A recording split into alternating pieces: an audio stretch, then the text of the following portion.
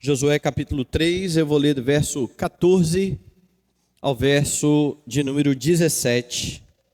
O texto bíblico diz assim: Tendo partido o povo das suas tendas para passar o Jordão, levando os sacerdotes a arca da aliança diante do povo, e quando os que levavam a arca chegaram até o Jordão, e os seus pés se molharam na borda das águas, porque o Jordão transbordava sobre todas as suas ribanceiras, todos os dias da sega, pararam-se as águas que vinham de cima. Levantaram-se no montão, muito longe da cidade de Adã, que fica ao lado de Sartã, e as que desciam ao mar de Arabá, que é o mar salgado, foram de todo cortadas. Então passou o povo de fronte de Jericó.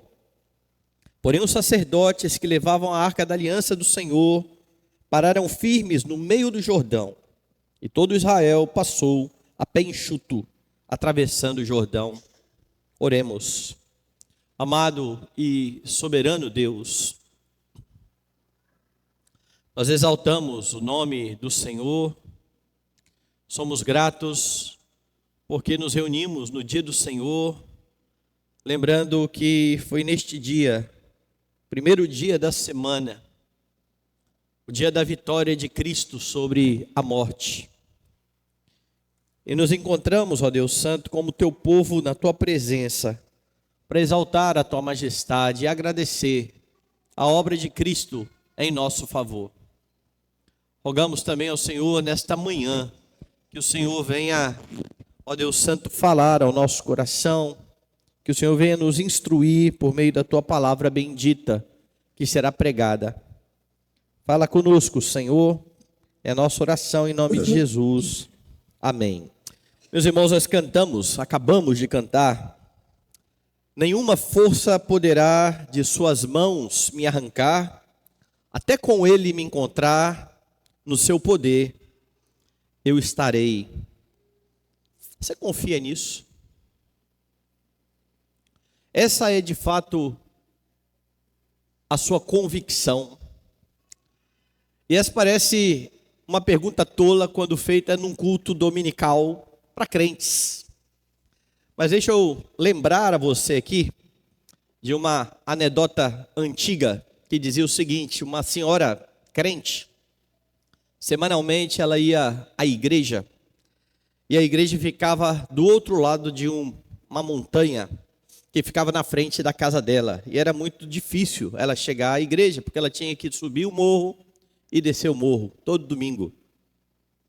E um dia ela ouviu na igreja que se ela tivesse fé como um grão de mostarda, ela pediria ao monte para ele passar daqui para colar, e isso aconteceria. E ela então foi animada para sua casa. No outro sábado, ela orou e pediu ao Senhor que tirasse aquele monte, afinal de contas ela queria ir para a igreja. Foi dormir, acordou domingo, abriu a janela e disse: eu sabia que ele não ia sair. E aquilo que é dito em torno de piada, de gracejo, infelizmente, meus irmãos, reflete por vezes uma verdade. A verdade é que muitas vezes a confiança em Deus, ela é proclamada com os lábios, mas ela é negada diante das circunstâncias da vida, diante das dificuldades que muitos crentes enfrentam. E este é o motivo do medo, este é o motivo do desânimo, este é o motivo da tristeza que assola muitos crentes. No nosso texto, você precisa lembrar que Deus havia prometido a Abraão uma terra. Após o povo ficar escravo por 400 anos, como Deus havia dito que iria ocorrer, o povo foi então liberto por Moisés. Moisés é levantado para conduzir o povo para esta nova terra. Mas acontece que no deserto o povo expressa incredulidade. O povo não confia em Deus e por conta da incredulidade, Aquela geração fica 40 anos no deserto, pois Deus disse que eles não entrariam na terra prometida, à exceção de Josué e de Calebe. Agora então, uma nova geração está diante do Jordão. Como eu disse na semana passada, nesses 40 anos, muita gente nasceu no deserto. E a geração antiga, a geração incrédula foi morrendo. Esta nova geração está diante da terra. O que separa este povo da terra prometida é apenas o Jordão, onde eles ficam acampados. E ali, quando eles acampam no Jordão, eles ouvem instruções da parte de Deus. Além disso, você percebe ali que Deus dá a eles um líder fiel, guiando também o povo por meio da palavra. Por meio da palavra, Deus prometeu vencer os inimigos. E Deus anunciou um milagre que confirmaria a promessa. O milagre é que o Jordão seria parado e o povo atravessaria a pés enxutos. Era este milagre que confirmaria a palavra do Senhor, a promessa do Senhor. E o texto de hoje mostra então o fim dessa história. O texto de hoje mostra que você deve confiar no Senhor. Ele vai apresentar aqui motivos, razões, que levam você a confiar no Senhor. Por que é que você deve confiar no Senhor? Você deve confiar no Senhor, porque Ele sempre cumpre as suas promessas. Lembre aí, uma das promessas, que é a promessa do milagre, está no verso de número 3. Porque há de acontecer que assim que as plantas dos pés dos sacerdotes que levam a arca do Senhor, o Senhor de toda a terra, pousem nas águas do Jordão, serão elas cortadas, a saber, as que vêm de cima, e se amontoarão. Veja que os detalhes são importantes. Deus anuncia o milagre e Deus é anunciado aqui como sendo o Deus de toda a terra. O Deus que é todo poderoso. O Deus que tem em suas mãos todas as coisas. É esse Deus quem está prometendo. Não é alguém que não tem condições de realizar aquilo que está dizendo, mas é o Deus que plenamente tem controle de todas as coisas. E como prometido, é esse Deus que estará à frente do povo por meio da arca. No verso 14, então, o povo de forma obediente parte para a travessia. Dê uma olhada. Tendo partido o povo das suas tendas para passar o Jordão, levando os sacerdotes a arca da aliança diante do povo. E mais uma vez, a arca da aliança é mencionada. Falei que ela vai ser mencionada várias vezes aqui neste capítulo. A arca da aliança, que lembra que o Deus de toda a terra, que está à frente do povo, estabeleceu um pacto com este povo. Estabeleceu um relacionamento com este povo, e agora a arca vai mais uma vez à frente do povo. E algo que você precisa notar nesse texto: Deus havia prometido engrandecer Josué perante o povo, para que o povo confiasse em Josué. Mas ele faz isso, ele cumpre a sua promessa, tendo Josué como líder. Mas ao engrandecer Josué, como bem observa um teólogo chamado Trent Butler, ele diz que o narrador aqui tem o cuidado de elevar José, mas de uma maneira que desencoraja a adoração de heróis, quando ele destaca os sacerdotes e a arca. Porque veja, Josué vai ser engrandecido, mas o que o narrador faz questão de frisar aqui: tendo partido o povo das suas tendas, levando os sacerdotes a arca diante do povo. Josué é o líder. Entretanto, a figura que aparece, o destaque que aparece é a arca. São os sacerdotes. E é preciso que você lembre mais uma vez que a Bíblia enfatiza que os líderes do povo, os líderes da igreja, eles são apenas instrumentos do Senhor, por meio de quem Deus cumpre as suas promessas. A própria presença de líderes é também uma prova de que Deus cumpre a sua promessa de cuidar do povo. Mas a igreja não pode confundir estas coisas. É verdade que muitas promessas de Deus são cumpridas por meio de homens, mas isso não é para a exaltação dos homens. Isso não é para o engrandecimento dos líderes. Isso é para que a confiança permaneça naquele que chama homens para estar à frente do povo. Naquele que verdadeiramente está conduzindo a sua igreja e usa instrumentos. Porque quando você não compreende bem isso, você acaba exaltando os líderes. E é fácil você perceber isso quando você vai nas redes sociais. Há pastores que têm até fã-clube. O que não faz o menor sentido. Porque eles são instrumentos. Homens que, graças a Deus, muitos deles, são usados pelo Senhor para o benefício da igreja. Mas a igreja precisa manter os seus olhos no Senhor. Porque é Ele que usa os seus instrumentos. Voltando aqui no texto, os versos 15 e 16, eles vão enfatizar o cumprimento da promessa que está no verso 13. Veja só, verso 15 e 16. E quando os que levavam a arca chegaram até o Jordão, e os seus pés se molharam na borda das águas, verso 16, pararam-se as águas que vinham de cima. Levantaram-se num montão, muito longe da cidade de Adã, que fica ao lado de Sartã.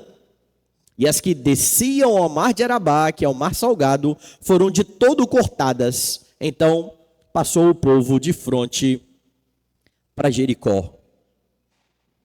Isso mostra que não há a menor dúvida de que Deus está aqui no controle de todas as coisas. Então logo os pés dos sacerdotes tocam as águas do Jordão, Deus faz parar o curso do rio. É um milagre bastante semelhante ao que acontece lá no Mar Vermelho, e o paralelo, ele é bastante intencional, ele é proposital.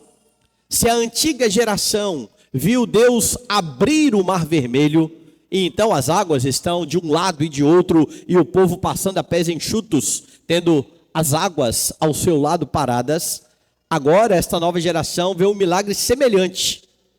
Há uma diferença visual no milagre, porque no mar as águas se abrem, aqui o rio está correndo e Deus faz parar o curso do rio. É como se fosse uma represa, e então seca, o rio para de correr e é aqui que o povo então irá passar. Mas em ambos os momentos, Deus está demonstrando todo o seu poder. E por meio do seu poder, Deus está afirmando, confirmando ao povo que ele cumpre as suas promessas. E por que é importante este momento aqui?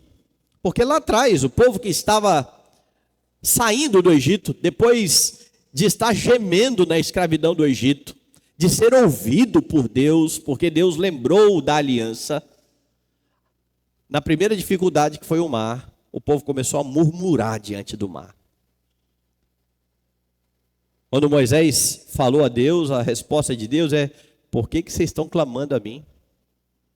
Fala ao povo para marchar. Moisés então coloca o seu cajado, o mar se abre e o povo vê este milagre tremendo. Mas ainda assim, em vez de confiar no Deus que os havia tirado do Egito, este povo vai passar o tempo todo reclamando, murmurando. Não tem carne, não tem água, quem dera tivéssemos morrido no Egito. Foi para isso que Deus tirou a gente. Parece que lá a gente estava numa situação melhor. O povo estava incrédulo. E como eu disse, a despeito de todos os milagres, aquela geração não confiou em Deus. Este então é um lembrete para a nova geração. Deus está dando a vocês um novo começo. Deus está mostrando a vocês o que mostrou aos pais de vocês. Não sejam incrédulos como seus pais. Não desconfie de Deus como desconfiaram os seus pais. Deus estava então colocando motivos diante do povo, diante dos olhos do povo, para que este povo compreendesse o seu poder e entendesse que Deus iria cumprir as suas promessas. O milagre é semelhante, e isso deveria fortalecer a confiança no Senhor. Meus irmãos, Deus estava cumprindo aqui algumas promessas. Deus estava confirmando ou cumprindo a promessa de conceder a terra. Deus estava cumprindo a promessa de engrandecer Josué perante o povo. Deus estava cumprindo a promessa de fazer cessar o curso do rio para que o povo passasse a pés enxutos. Mas principalmente, Deus estava cumprindo a sua promessa de estar em meio ao povo. E é por isso que o povo não deveria temer. Ao olhar para a arca, o povo deveria lembrar da presença constante do Senhor, porque se o povo está avançando e agora o rio para e o povo pode atravessar, é porque Deus está com este povo. Você deve confiar em Deus, porque Ele cumpre as suas promessas. E a Bíblia, meus irmãos, traz inúmeros exemplos da fidelidade do Senhor. Deus nunca volta atrás em sua palavra. E quando você olha para estes relatos, já que o Novo Testamento vai dizer de forma muito clara que tudo o que foi registrado, que tudo o que foi escrito para o seu ensino, para que você tenha convicções bem firmadas no coração. Quando você olha para estas histórias de como Deus foi fiel ao cumprir as suas promessas, você deve se manter firme em sua confiança em Deus. Sobretudo quando você lê os evangelhos, que demonstram de forma categórica que Deus cumpriu a sua promessa de redimir um povo, salvar um povo seu, enviar o seu filho para que ele cravasse na cruz os pecados do seu povo. Quando você olha para tudo isso, você precisa firmar o seu coração no Senhor. Ele prometeu e cumpriu que salvaria os seus, e Ele fez de você seu povo, ou parte do seu povo, povo de propriedade particular dEle. Então, se Deus já salvou a sua vida, Ele certamente continuará cuidando de você. Ele já fez o que é maior. As outras coisas, as outras dificuldades, os outros dilemas que você, porventura, venha a enfrentar na vida, não são nada diante do problema do pecado, que afastava você de Deus e que condenava você à ira do Senhor. Mas ao enviar o seu filho, por causa da promessa que fez, da mulher virá aquele que irá esmagar a cabeça da serpente. Deus livrou você da sua ira. Por que você desconfiaria de um Deus assim? O que levaria o seu coração a temer? Talvez o que falte muitas vezes, irmãos, é manter estas convicções bem acesas no coração. É o meditar constantemente nas Escrituras, verificando tudo aquilo que Deus já fez no decorrer da história e que Ele continua fazendo na sua vida. Se Deus já salvou a sua vida, Ele certamente continuará cuidando de você. É claro que há momentos na vida em que as coisas parecem estar fora de controle. E muitas delas estão mesmo fora de controle, do seu controle. Porque você não controla nada. Talvez você até queira controlar. Talvez você seja daqueles que querem as coisas minuciosamente do seu jeito. Mas Deus é especialista em bagunçar isso aí, para mostrar que não é você que está no controle, mas que Ele reina, que Ele conduz a história, que Ele tem planos muito mais elevados do que os planos que você faz para a sua vida. E então Ele submete você às circunstâncias que Ele estabeleceu. E essas circunstâncias que estão ocorrendo exatamente de acordo com aquilo que Deus designou, segundo a Escritura, servem para formar em você o caráter de Cristo. E então você precisa lembrar que todas as coisas cooperam para o bem daqueles que amam a Deus, daqueles que são chamados segundo o seu propósito. E se você lembrar desta grande promessa, você conseguirá entender que por mais difíceis, por mais complicadas que sejam as situações, as circunstâncias pelas quais você passa, Deus, que cumpre as suas promessas, está no controle de todas as coisas e está cumprindo cada um dos propósitos que Ele tem para a sua vida. Você deve confiar em Deus, porque Ele cumpre as suas promessas. Não tema, não desanime, não se desespere. A despeito das dificuldades, você precisa crer que aquele que não poupou o seu próprio filho, como diz Paulo, antes por todos nós o entregou, nos dará gratuitamente com ele todas as coisas. Confie no Senhor. Mas o texto apresenta ainda mais uma razão para a sua confiança. A primeira é que você deve confiar no Senhor porque Ele cumpre sempre as suas promessas. A segunda, você deve confiar em Deus porque para Ele não há impossíveis. E é muito interessante você perceber como essa verdade ela é destacada aqui nesse texto. Se você conhece bem as Escrituras, você sabe que há muitos momentos em que esta verdade de que Deus é o Deus do impossível, esta verdade é destacada. Deus é especialista em fazer o impossível. Alguns exemplos para que você lembre. Abraão foi pai com 100 anos. Sua esposa tinha 90, estéril.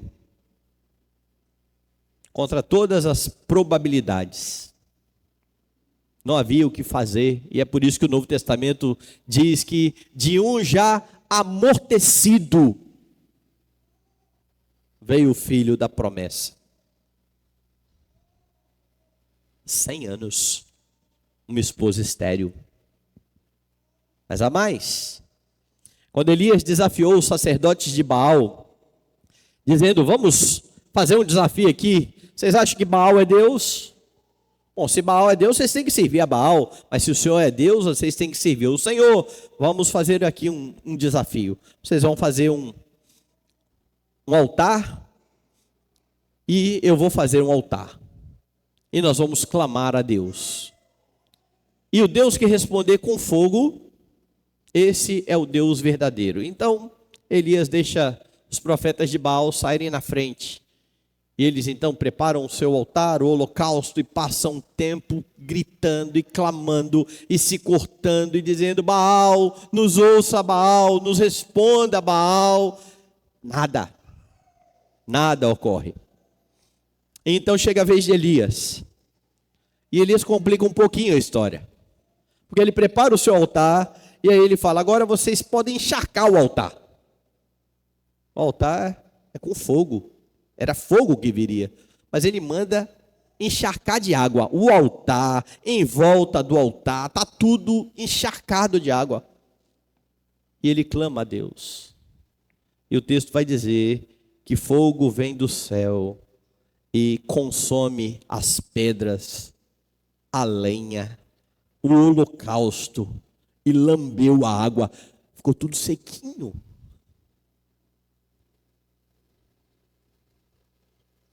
No Novo Testamento, Jesus alimentou 5.000. E que ele tinha em mãos 5 pães, 2 peixes. Quando chamaram Jesus para curar Lázaro, ele só foi até o local depois de Lázaro ter morrido. E não foi imediatamente depois da morte, 4 dias. Lembra quando ele chega diante do sepulcro?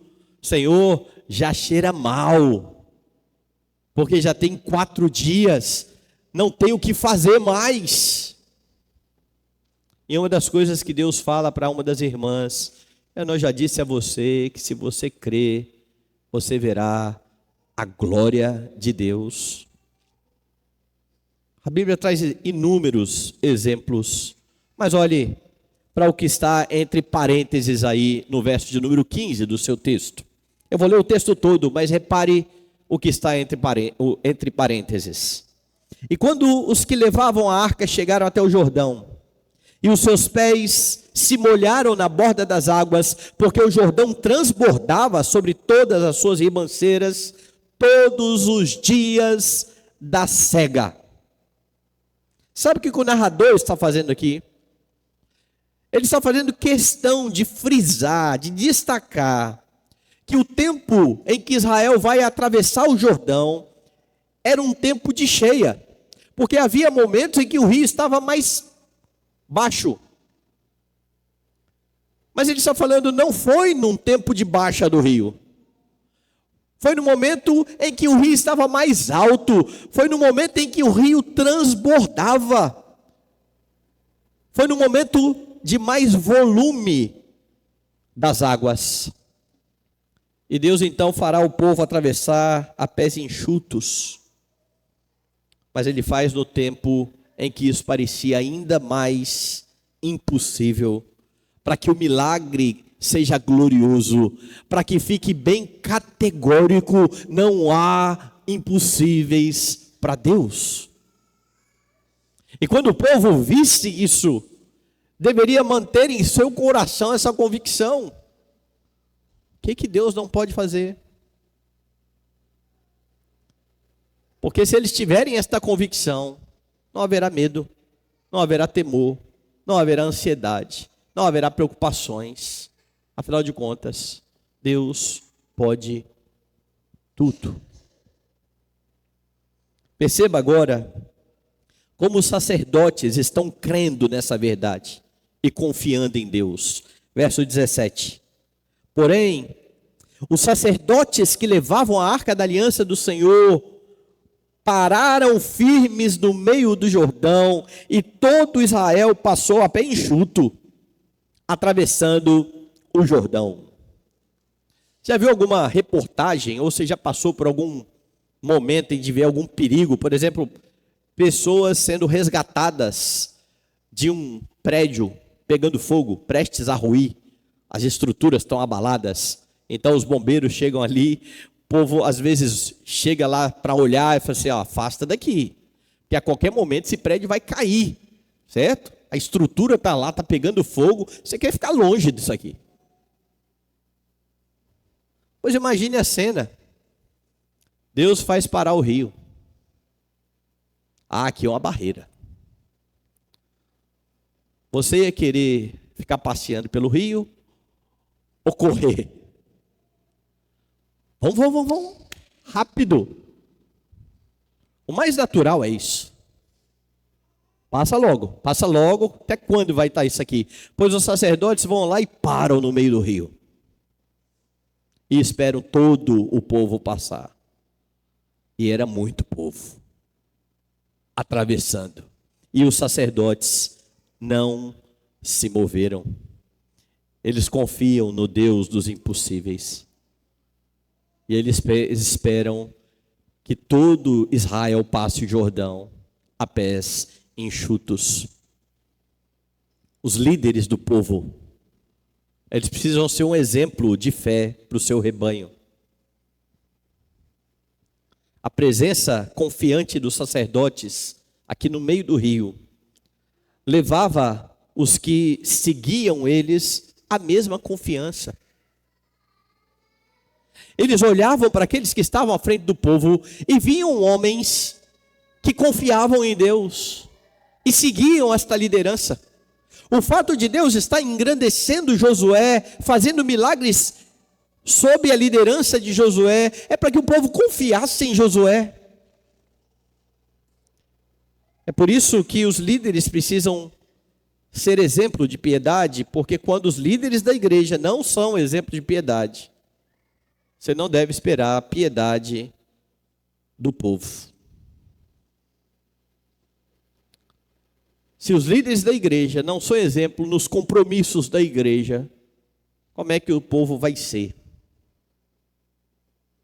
Eu me lembro que no meu primeiro pastorado, tinha um rapaz que tocava bateria na igreja, e os ensaios aconteciam sempre depois da escola dominical. Tinha culto só à noite, então eles tocavam só à noite. E esse rapaz, ele não ia à escola dominical, ele chegava para ensaiar. Então era por volta de 11h30, ele estava chegando na igreja. Já tinha passado estudo bíblico, já tinha feito tudo, sentava na bateria, confiando, porque ele é filho do presbítero, né? Também.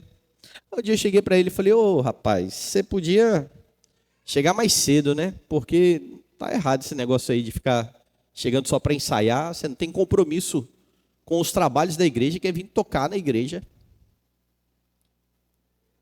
A resposta dele, sabe qual foi? Mas pastor, o presbítero fulano também não vem na escola dominical. E eu tive que ficar quieto e depois conversar com o presbítero fulano.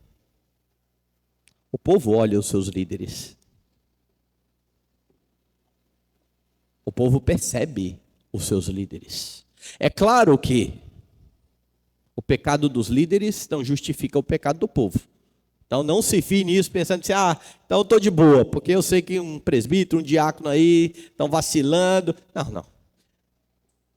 Se eles estão vacilando, o problema é deles com Deus e com o conselho da igreja. Não confie nisso. Mas o meu ponto é muito simples para os líderes. Líderes precisam ser exemplo do povo.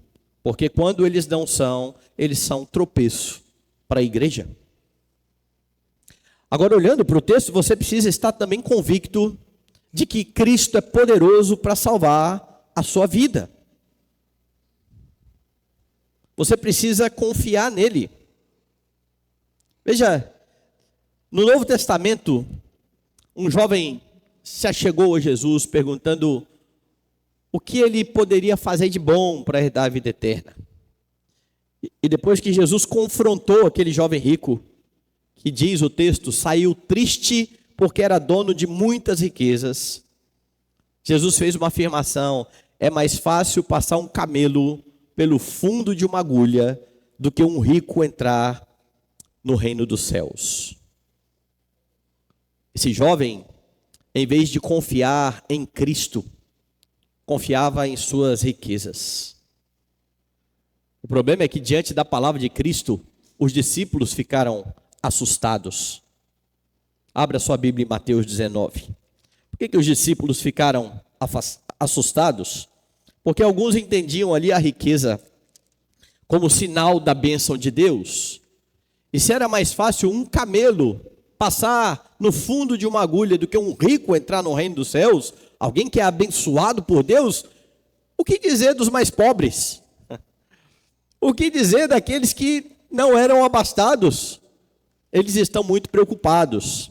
Então muitas pessoas tentam explicar esse texto dizendo, não, o seguinte, agulha, não é uma agulha, a agulha era um buraquinho que tinha no muro, em que o camelo ia e passava apertadinho às vezes, era muito difícil de passar.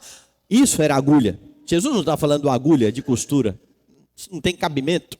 Eu já vi também alguém explicar dizendo o seguinte, não, camelo era como eles chamavam uma linha mais grossa que existia. Aquele era o camelo que passava no fundo da agulha. Era difícil, mas também passava.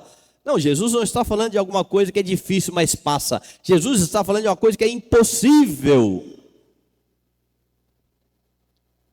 É mais fácil um camelão passar no fundo, no buraquinho de uma agulha, do que um rico entrar no reino dos céus. Veja o desfecho do texto, capítulo 19, verso 23.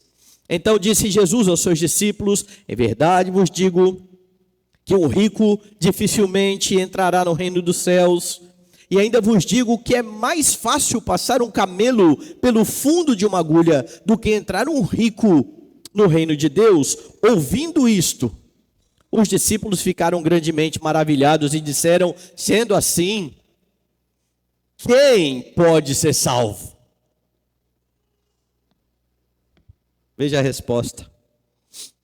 Jesus, fitando neles o olhar, disse-lhes: isto é impossível aos homens. É impossível. Ninguém pode ser salvo, mas para Deus tudo é possível. Jesus é poderoso para salvar pecadores, até os piores pecadores, por mais que isso pareça impossível. Não perca então a esperança da salvação. Há muitos que dizem assim: para mim não tem jeito mais. Eu sou muito pecador. Não importa se você é muito pecador, pouco pecador, médio pecador, qualquer pecador vai para o inferno. Porque Adão transgrediu a lei. A partir desse momento, ninguém mais pode. É impossível ser salvo a partir daquilo que você faz. E é por isso que Deus envia o seu Filho. É Ele que torna possível a salvação, que é impossível para os homens. Deus é o Deus do impossível. E é por isso que, se você pensa em salvação, você não confia em você, você confia nele. Mas isso não tem a ver só com salvação. Ele também pode mudar situações difíceis. Ele pode mudar situações impossíveis. Mas perceba que eu estou usando uma palavra cuidadosamente aqui. Ele pode. Ele parou o curso do rio. Ele abriu o mar vermelho. Ele alimentou 5.000. Ele trouxe um morto de volta. Ele fez um machado flutuar. Um machado jogado dentro d'água. Ele pode. Por vezes, ele tem outros planos e ele não fará. Mas você precisa olhar para ele como um Deus para quem não há impedimentos. E é isso que vai levar você a ter a sua fé fortalecida. A poder caminhar nesse mundo, mesmo em meio às dificuldades, respondendo às dificuldades de forma piedosa. Porque quando você esquece quem é o seu Deus, você começa a pecar para tentar se livrar das suas circunstâncias. Você está disposto a fazer qualquer coisa para mudar a sua vida. É por isso que você precisa voltar os seus olhos para aquele que, diante de quem nada é impossível. Nada. E eu volto então à pergunta inicial. Você confia mesmo em Deus? O texto está apresentando razões para você não titubear na fé. O texto está apresentando razões para que você sempre confie em Deus. porque Ele sempre cumpre as suas promessas, porque para Ele não há impossíveis. Deus ordenou a sua lei para que homens pudessem ter vida.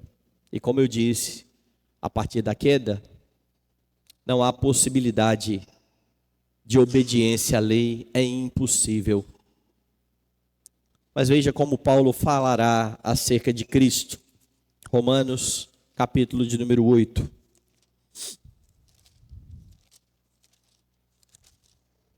Veja o verso 3 e 4. Porquanto o que fora impossível à lei, no que estava enferma pela carne, isso fez Deus enviando o seu próprio Filho em semelhança de carne pecaminosa e no tocante ao pecado, e com efeito condenou Deus na carne o pecado, a fim de que o preceito da lei se cumprisse em nós, que não andamos segundo a carne, mas segundo o Espírito. Jesus, o homem perfeito, fez o que é impossível a pecadores. Cumpriu perfeitamente a lei, para que Deus olhe para você que creu nele, como alguém que também cumpriu perfeitamente a lei. Porque aquilo que é impossível para você, não é impossível para Deus. E Ele não precisa transgredir a sua própria lei para isso.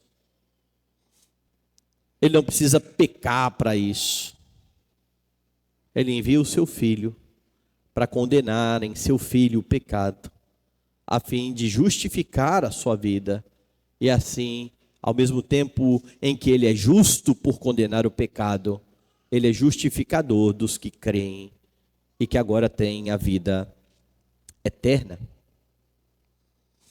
Aquela arca, lá no meio do Jordão, apontava para Cristo.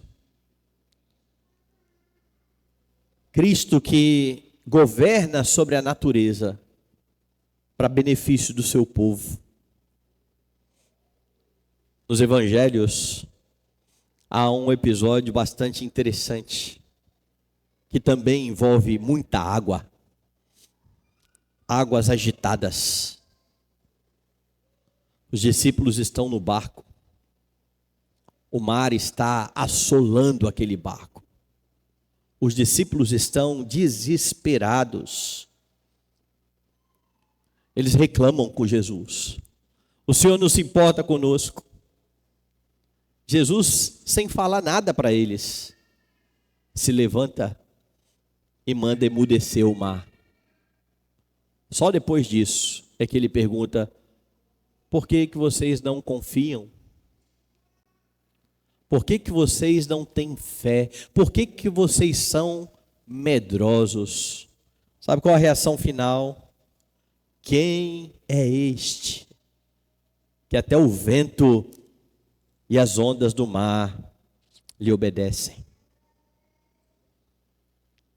Quando Matt Henry comenta o texto de Josué, ele diz assim: assim como os sacerdotes deram um passo de ousadia quando colocaram o primeiro pé no Jordão, também tomaram uma posição ousada ao permanecer no meio do Jordão. Mas eles sabiam que estavam levando a sua própria proteção. Os sacerdotes estão com a arca. Sabe por que eles não têm medo? Eles sabem o que significa essa arca. Eles sabem que Deus está em meio a eles. Quando chegar o grande e terrível dia do Senhor, quando Deus derramar sua ira no dia final, Cristo estará no meio do rio do juízo de Deus, garantindo que você passe em segurança. É Ele quem para a ira de Deus, para que você possa passar. Você tem razões para confiar em Deus. Você tem razões para confiar no Senhor Jesus Cristo. Portanto, não tire os olhos do seu Redentor.